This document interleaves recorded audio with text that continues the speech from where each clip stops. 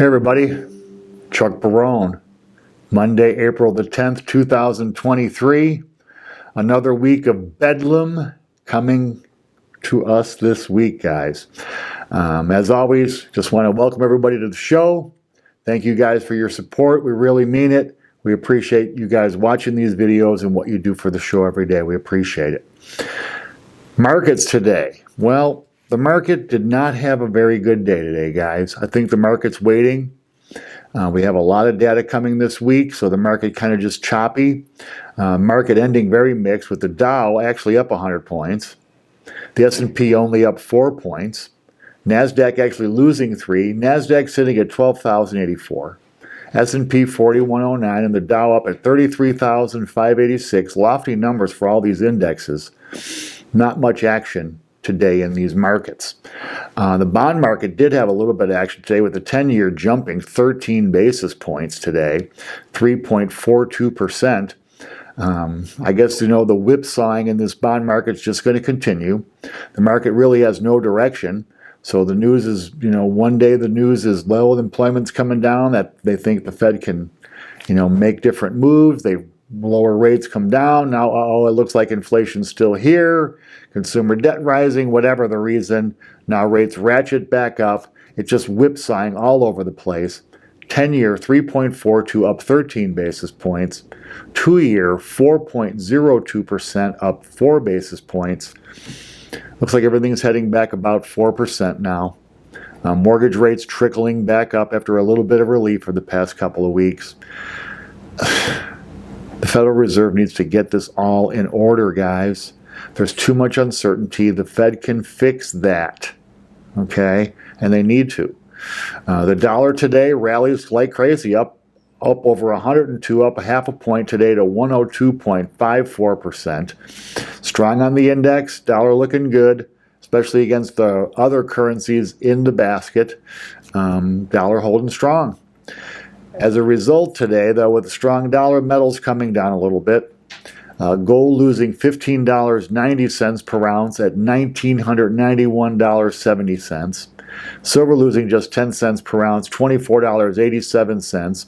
Both of these metals back below certain support resistance numbers, 2,000 for gold, 25 for silver. I really believe that metals they're the play right now, guys.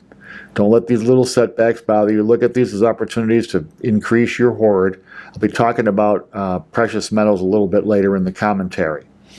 Gold today, down small, down 87 cents a barrel. $79.83 for a barrel of West Texas Intermediate. Oil back down above 80. We had that temporary spike when OPEC announced their production cuts. Well, that didn't last very long, did it, guys? Prices coming right back down. I think we're back in the 75 to 80 trough. I think before it's all done again, we'll be back in the 70 to 75 trough. That seems to be where oil wants to be right now. I guess that's the right number for supply and demand. OPEC trying to change the supply equation. Everybody knows they're pumping less than their maximum right now.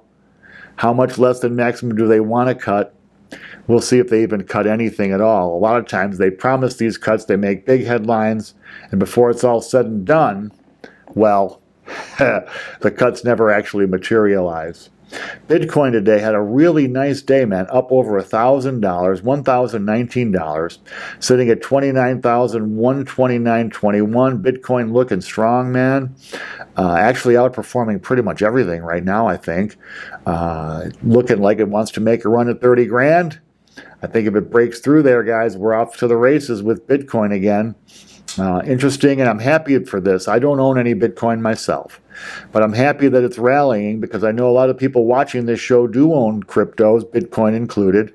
So it's nice to see that market showing signs of life, performing well. This week, as I do every Monday, I'm going to give you an idea of the data we're going to be talking about this week. Quiet couple of days to start the week. Monday and Tuesday, not much happening as far as data. But starting on Wednesday, oh baby, get ready, because this is all going to be market-moving stuff here. So on Wednesday, we'll get the CPI numbers. So we'll find out where inflation is standing right now as far as the consumer price index goes. We'll also get the mortgage bankers index, which is show where we're at in real estate. Now we'll get Treasury and budget deficit information. Of course, the budget deficit is never looking good anymore. But that CPI number is going to be an important one. And also mortgage bankers to see if we haven't, there's been a feeling of a little bit of a rally in real estate. The mortgage bankers index will tell us if that's actually real or mirage. On Thursday, we'll get the PPI numbers, which is, I like the PPI really because it's almost like having a forecast of where future prices are going to go. So when a producer deals with price increases, he doesn't just absorb those costs in most cases. He might absorb part, but he's going to pass some of that cost along, which then reflects in a higher CPI, which is the consumer price index, what you pay when you buy the product retail, right? So the PPI number I like because it shows us where CPI probably is heading over the next couple of months. We'll get that on Thursday along with initial jobless claims. And this is the one that's going to be really interesting to me because, as we all know, and I've talked about pretty much every day on the show, the number one target for the Federal Reserve right now is this hot jobs market. The Federal Reserve wants to slow down hiring, and with it, what they believe they'll slow down wage gains. I'm not so sure if that's really the recipe because people who aren't quitting their jobs are getting raises. The cost of retaining employees is going up like crazy. So, there's a rock and a hard place there. But if jobless claims really spike up, we'll see the Fed has, pretty much done its job. If jobless claims still remain weak and the job market shows a big robustness, then we'll probably be looking at that rate increase I've been predicting on May the 2nd. I still think it's going to happen. These jobless claims will either support or not that conclusion. And then on Friday, a big dump on Friday, we're going to get the import price index, which is always reflective of the value of the dollar. We're going to get retail sales, which is a really important number. We'll get capacity utilization, showing us how our factories are doing and our businesses using the capacity they have. Industrial production, which is expected to be down. We'll get business inventories. And that's an important driver too, because if inventories are growing, that usually leads to price reductions. And we'll also get the University of Michigan Consumer Index, which will give us an idea of how consumers are feeling about the economy, their own finances, incomes, and jobs. It's going to be a fascinating week for data this week, guys. I mean, these numbers are really important. We're at a big crossroads right now. Is the Fed going to pause? Is the Fed going to pivot? Is the Fed going to continue to raise rates? What's the real state of the economy? To some people, it's boom, boom, booming. To some people, it feels like the Great Depression. Hello, real estate people. So these numbers are going to be very important to give us an indication of what the future looks like as far as the Fed with their rate increases, where we're heading with the economy, and of course, with that economy, the stock and bond markets. News you guys need today. I read an interesting fact today, just a real short blurb. 39% of Americans polled have now skipped meals over since this year, during this year, to pay rent or mortgage payments. So Americans now so strapped with debt that they're actually skipping meals to pay their rent. Now rents are increasing, incomes are, but not as quickly. That is a bleak number, guys. 39%. I mean, when Americans are skipping meals to pay rent, that tells you we got a big problem, right? Americans, especially if you look at the public out there in their waistlines, you can see are not used to skipping meals. So it's going to be interesting to see if that number continues to grow. We're just going to see massive bankruptcies and foreclosures. We're going to see a massive purging of debt, which is going to spike rates higher. That is a horrible statistic. I just hope that, when you're polling people, I don't know how the question was posed exactly, which can influence the answer, but that statistic, horrifying. Mortgage companies in 2022, this is a fascinating number, lost an average of just over $300 per mortgage loan they funded last year. That's crazy. Mortgage companies typically going to make $2,000 to $3,000 per loan with fees and stuff like that. Losing money on loan originations is not a way for banks to be profitable. Higher costs, especially labor costs, eating up their profits, of course, way less demand, overstaffed, over bloated companies. So that's a shocking number. So you got mortgage companies broke, losing money. You got consumers broke, losing money. Consumer debt through the friggin' roof. Younger people in our economy having real difficulty with $700 plus car payments, massive credit card debt, student loans, and everything else. This is not adding up to be a good outcome for the United States and its economy, man. I mean, people can't afford the necessaries. Now, it's a really twisted economy because a large segment of the economy is doing extraordinarily well. There doesn't seem to be any middle anymore, right? You're either doing great or you're doing crappy. And it's just, I gotta say, I've been doing finance in this town and here in my life for a long, more than almost, God, a lot of years, more than 30 years. And I've been, investing in this, playing in this stock market since around 1984. And I've got to say, I've never seen it where there's this kind of split where the economy doesn't affect a big part of the segment in the country. It's only the poor and the lower middle class people that are getting pulverized, realtors and mortgage guys. It's the craziest situation I've ever seen watching this economy for a long, long time. And I really feel bad because normally, the United States has at least a few competent people to help solve problems like this. We had Paul Volcker during the last big inflation. We had Ronald Reagan. We had George Bush, the first one. Since George Bush, though, we've had a series of clowns in this office. The government has gone, as bad as it was back then, has gone straight into the crapper, man. We have no government anymore. We just don't. We have two sets of bickering dumbasses who would rather score points politically than take care of their constituencies. Everybody's looking to run for office and raise money, not take care of the people's business. Let's just face it, man. Our government sucks right now. And if they're not careful, they're going to see a revolution, man. When people can't afford to eat in the richest country in the world, it's not long before you see the pitchforks, man. It just isn't. So this has got me very concerned. I think that hopefully in bad times, the hero shows up.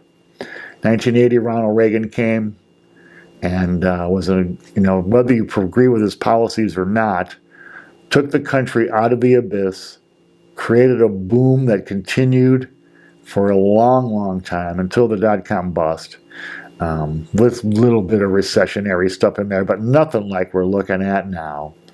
And it just doesn't seem, I don't see how it gets any better until there's a massive crisis where it's literally an existential threat, a nukes from somewhere, either this climate change engulfs a city, something catastrophic has to happen for the government to finally come together. The last time the big event that brought the government together was World War II. Hopefully, it won't be something as catastrophic as that, right? And finally today, to wrap things up, guys, I was reading this article today, another bad news article. Central banks binge buying gold like crazy. Here's the main driver of these price increases, guys. Central banks buying up gold like crazy this year. The first 2 months of the year, buying up a net of 125 tons of gold. The fastest pace of gold purchase by central banks ever recorded, ever. The biggest buyers, Well, this is not going to be a surprise to most. Singapore, 51 tons. Turkey, 45 tons. China, 39 tons. Russia, 31 tons. And India, just under 3 tons. These are the BRICS, right? These are the countries that protesting the US dollar hegemony, except for Turkey on there, which is a kind of a surprise to see, because they are a NATO ally, but obviously they're going to side financially with China. What we're looking at here, this is really interesting, because we're creating we're going to create here, if we're not careful, a bipolar world. Bipolar uses multipolar, how's that? Where you're going to have a big part of the world, China-centric, using the yuan, and you're going to have a big part of the world, the United States, G7 countries, still using the dollar. The end of the dollar certainly looks like it's coming. These big BRICS countries loading up on gold to support those currencies, right? So if this continues, we know why they're doing it, right? And here we are, our enemies making moves, working hard against us. And what are we doing, guys? Blowing smoke rings out our butthole. There's just... The U.S. and the G7 countries are now being out-economicked by the BRICS countries. If it goes this way, Turkey, China, Russia, India, Singapore, all the Chinese satellites, Saudi, Iran, all these countries start accepting the yuan rather than the dollar. That is going to lead to some upheaval in this country like we've never seen before. The dollar has been the world reserve currency for almost a century.